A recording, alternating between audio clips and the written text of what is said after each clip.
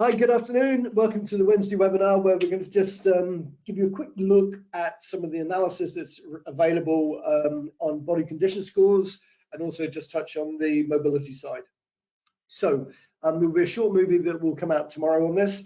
Really short survey. If you could just complete it, I promise only 2-3 questions. That just really helps us. And next week, for those that will be able to attend that one, we'll be doing cow grades, how you can use it and what it actually means in the program. But now back to what we're doing today. So with either mobility scores or body condition scores, as you know, you can enter them in the app, you can enter them in the cow record, or you could enter them via batch entry.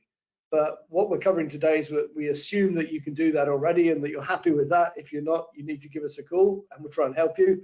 I just wanted to show you, well, Philip, I just wanted to show you a couple of reports and how we can look at that information. I volunteered you. Okay, so first of all, let's go and have a look just in Report Writer, how we can just pull those two together. Okay, so we go cow's head and then into herd and then Report Writer. And then, so if I go up to here where it says choose list and just scroll down a bit to one we've done earlier. So a bit of a blue P at the moment and I can't find my list now. Oh, there it is. So here, what we've pulled together, we've pulled all the cows, their days of milk, last mobility score, and the last condition score. Right, on Report Writer, we can only pull out the last one, correct? Yes. Okay. Yeah, and then what I've also done with this is I've also filtered it on the mobility scores of 2 and above. So if I just go and edit and just take you through what we've selected. So here we've got our categories are available and are selected. So you'll find everything to do with locomotion and condition scores down here under condition. So we've just selected those ones. And if I go to next again, and then I see there I've put a filter on the locomotion score of everything equal to or higher than 2, and then name it, and then you can then select the animals you want to include on that list. Okay, so what happens then if we want to go for a little bit more analysis? So let's concentrate on body condition score. So where are we going to go? Okay, so for that report, you want to go to the cow's head.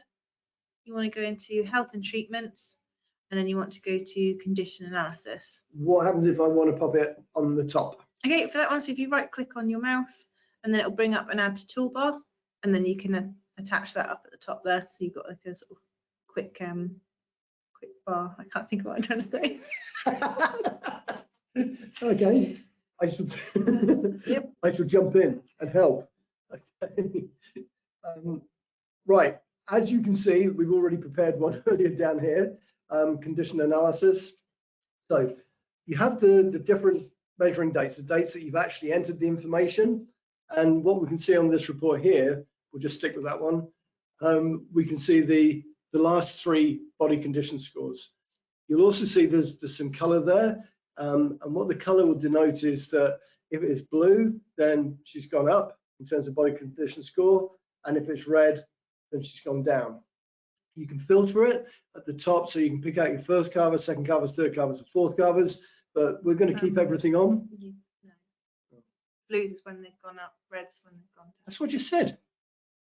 Yeah, I did. Oh, I thought you said they've gone. Thanks for your input. We'll play it back.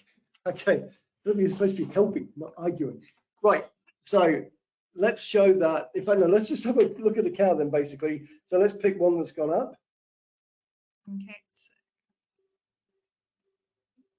let's have a look at, yeah, 701 maybe. 701. Okay. Yep. So then we can look on the individual cow, and we can see there that we've got basically, we can see 2 things there actually. We've got the body condition score, and we've also got the mobility score. And on the body condition score, you can see with the days in milk, we're actually going up on that one. If we just show that, if we edit it, how you can actually look at it.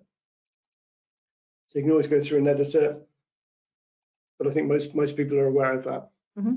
Okay, so let's say okay to that. So that's one that's going up in terms of body condition score towards the end of the lactation. Let's have a look at one that's going down. So I think 714 was going down. Yep. Okay. So that one should be shown in red. Yeah. So there again, we can see the body condition scores and we can show that coming down. Are we able to enter, I'm asking you a question now, we didn't actually practice this, but are you able to enter the body condition scores in daily events? Yes. Okay, for which events?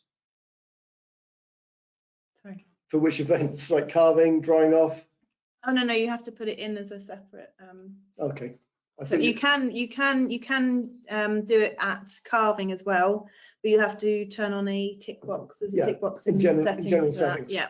So maybe maybe we'll show that at the end, because I think wherever we can speed it up, then it's going to encourage people to actually look at the information. Yeah. Okay, so let's go back to the reports on that.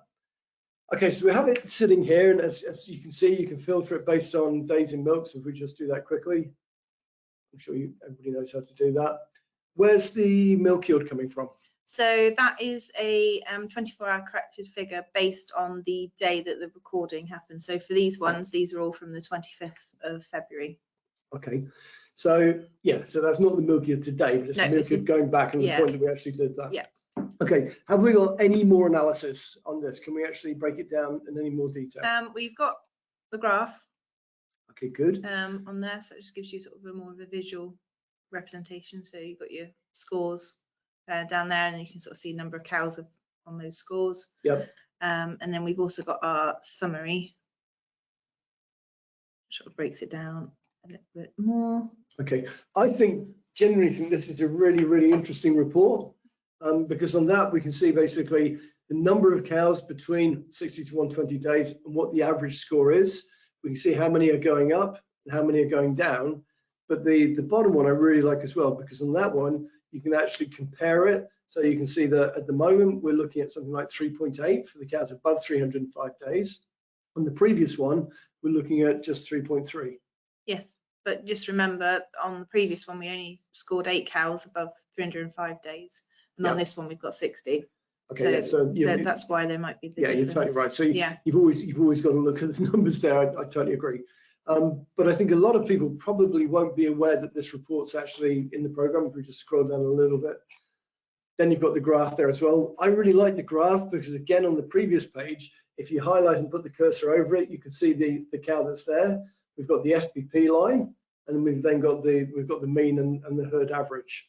So if you're recording body condition scores, I think this is a report it's definitely worth having a look at. If you need some help with it, please give the help desk a call, because we'll be very happy to explain why these figures are there. And if we just close that and close that, and if you just finish off then with a little bit on the locomotion. Okay, so you've got your birth analysis. You can find that by going to the cow's head, then to health and treatments, and then you've got your mobility analysis here.